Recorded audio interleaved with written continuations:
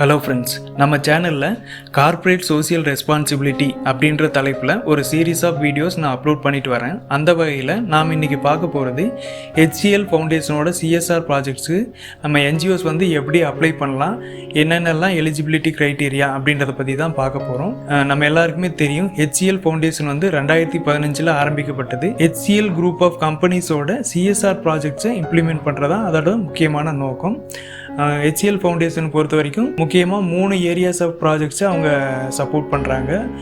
ஒன்று வந்து environment, 2 health and education. இந்த ப்ராஜெக்ட்க்கு யாரெல்லாம் அப்ளை பண்ணலாம் அப்படின்னு பார்த்தீங்கன்னா, இந்த 3 ஃபீல்டில், அதாவது எஜுகேஷன், ஹெல்த் அண்ட் என்விரான்மெண்ட்டில் ஒர்க் பண்ணக்கூடிய NGOs, அவங்க ட்ரஸ்ட் ஆர் சொசைட்டி அல்லது செக்ஷன் 8 கம்பெனி யாராக வேணால் இருக்கலாம். அட் த சேம் டைம் அவங்களுக்கு ஒரு மினிமம் ஒரு 5 years ஆஃப் ட்ராக் ரெக்கார்ட் அவங்களுக்கு கண்டிப்பாக இருக்கணும். இவங்க எல்லாமே இந்த CSR ப்ராஜெக்ட்ஸ்க்கு அப்ளை பண்ணலாம். இந்த CSR ப்ராஜெக்ட்ஸ் அப்ளை பண்ணுறதுக்கு ஒரு 8 ஸ்டேஜஸ் இருக்குது. முதல் ஸ்டேஜில் பார்த்தீங்கன்னா, உங்களோட basic details, email ID and address, இதையெல்லாம் பேஸ் கொடுத்து ஒரு யூசர் நேம் கிரியேட் பண்ணிக்கணும். யூசர் நேம் கிரியேட் பண்ணதுக்கப்புறம் அந்த யூசர் நேமை வச்சு செகண்ட் ஸ்டேஜில் லாகின் பண்ணிவிட்டு, தேர்ட் ஸ்டேஜில் உங்கள் ஆர்கனைசேஷனை பற்றின ஒரு ப்ரொஃபைலை நீங்கள் கிரியேட் பண்ணணும். உங்கள் ஆர்கனைசேஷனோட நேம், உங்களோட என்னென்ன ப்ராஜெக்ட்ஸ் இது வரைக்கும் இம்ப்ளிமெண்ட் பண்ணியிருக்கீங்க, உங்கள் ஆர்கனைசேஷனோட மேஜர் அச்சீவ்மெண்டோட வெப்சைட், இது எல்லாமே அந்த ஆர்கனைசேஷன் ப்ரொஃபைலில் நீங்கள் அப்டேட் பண்ணிடணும். அடுத்த 4வது ஸ்டேஜில் இப்போ எந்த ப்ராஜெக்டை நீங்கள் ப்ரொப்போஸ் பண்ண போகிறீங்களோ அந்த ப்ராஜெக்டோட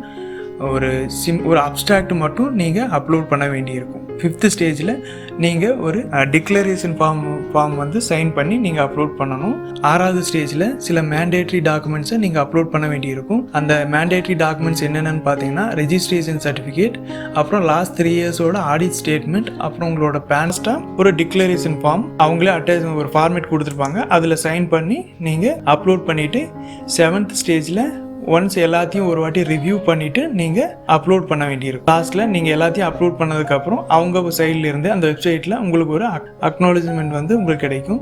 செலெக்ஷன் ப்ராசஸை பொறுத்த வரைக்கும் ஒரு 7 ஸ்டேஜஸ் இருக்குது. அதில் முதல் ஸ்டேஜில் பார்த்தீங்கன்னா, நீங்கள் சப்மிட் பண்ணியிருக்கிற அப்ளிகேஷனை வந்து ஸ்க்ரீனிங் பண்ணுவாங்க. அதில் அவங்க என்னென்ன எலிஜிபிலிட்டி க்ரைட்டீரியா அவங்க மென்ஷன் பண்ணியிருக்காங்களோ அந்த டாக்குமெண்ட்ஸ் எல்லாமே நீங்கள் சப்மிட் பண்ணியிருக்கீங்களா அப்படின்றத பார்ப்பாங்க. செகண்ட் ஸ்டேஜில் நீங்கள் சப்மிட் பண்ண அப்ஸ்ட்ராக்ட், என்ன ப்ராஜெக்டோட அப்ஸ்ட்ராக்டை பற்றி அவங்க ஒரு டீம் ஆஃப் எக்ஸ்பர்ட்ஸ் வந்து அதை ரிவ்யூ பண்ணிவிட்டு, அதில் வந்து உங்கள் அப்ஸ்ட்ராக்ட் வந்து அவங்களுக்கு ஓகேவாக இருந்துச்சுன்னா, உங்களுக்கு செலக்ட் ஆச்சுன்னா, உங்களை வந்து திரும்பவும் ஒரு டீட்டெயில்டு ப்ரொப்போசலை வந்து சப்மிட் பண்ண சொல்லுவாங்க. அந்த டீட்டெயில்டு ப்ரொப்போசலை பொறுத்த வரைக்கும் நீங்கள் அந்த உங்களோட ப்ரொப்போசல் என்னென்ன, அதில் என்னென்ன டெலிவரபிள்ஸ் இருக்குது, நீங்கள் அந்த ப்ராஜெக்டை எப்படி இம்ப்ளிமெண்ட் பண்ண போகிறீங்க, அது சஸ்டெயினபிள் ஒரு அப்ரோச்சாக, நீங்கள் என்ன சேஞ்சஸ் இது மூலமாக கொண்டு வர போகிறீங்க அப்படின்றத பார்ப்பாங்க. ப்ரொப்போசலை ரிவ்யூ பண்ணுவாங்க.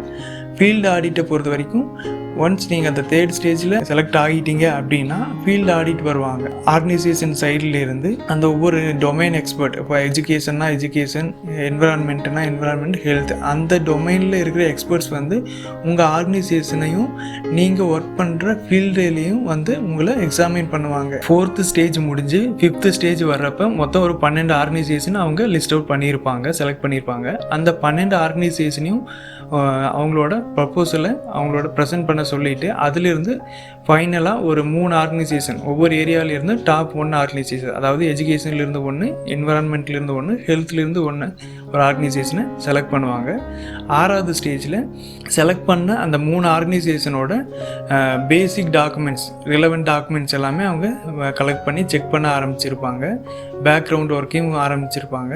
அது மட்டும் இல்லாமல் ஆர்கனைசேஷனோட ஃபீல்டு விசிட் பண்ணனா அந்த ரிப்போர்ட்ஸும் எக்ஸாமின் பண்ணிவிட்டு, கடைசியாக அந்த 3 ஆர்கனைசேஷனுக்கும் ஃபைனலைஸ் பண்ணிவிட்டு, அந்த 3 ஆர்கனைசேஷன், ஒவ்வொரு ஆர்கனைசேஷனுக்கும் 3 yearsக்கு ஒரு 5 crores வந்து ப்ராஜெக்ட்ஸை வந்து அப்ரூவல் பண்ணுவாங்க. அது மட்டும் இல்லாமல் ஒவ்வொரு கேட்டகரியிலையும் ரன்னர் அப், அதாவது 2nd and 3rd ஸ்டேஜில் வந்த மற்ற 2 ஆர்கனைசேஷன், அதாவது எஜுகேஷனில் 2 ஆர்கனைசேஷன், ஹெல்த்தில் 2 அண்ட் என்விரான்மெண்ட்டில் 2, அந்த ஒவ்வொரு ஆர்கனைசேஷனுக்கும் 25 லட்சம் கிராண்ட்டை வந்து அவங்க அறிவிப்பாங்க. இந்த HCL ஃபவுண்டேஷனை பொறுத்த வரைக்கும் எல்லாமே டிரான்ஸ்பரண்ட்டாக தான் இருக்குது. நீங்கள் டைரெக்டாக அவங்களோட வெப்சைட்டில் போய் அவங்க என்னென்ன ப்ராசஸ் சொல்லியிருக்காங்களோ அதை மட்டும் நீங்கள் ஃபாலோ பண்ணாவே போதும். அவங்க அதில் சாட்டிஸ்ஃபைடு ஆகிட்டாங்கன்னா கண்டிப்பாக உங்களுக்கு கிராண்ட்டு கிடைக்கும். இந்த வீடியோ உங்களுக்கு ரொம்ப யூஸ்ஃபுல்லாக இருக்கும்னு நான் நம்புகிறேன். இந்த வீடியோவை பார்த்ததுக்கு ரொம்ப நன்றி. இது மாதிரியான வீடியோஸ் பார்க்க நம்ம சேனலை சப்ஸ்கிரைப் பண்ணுங்கள்.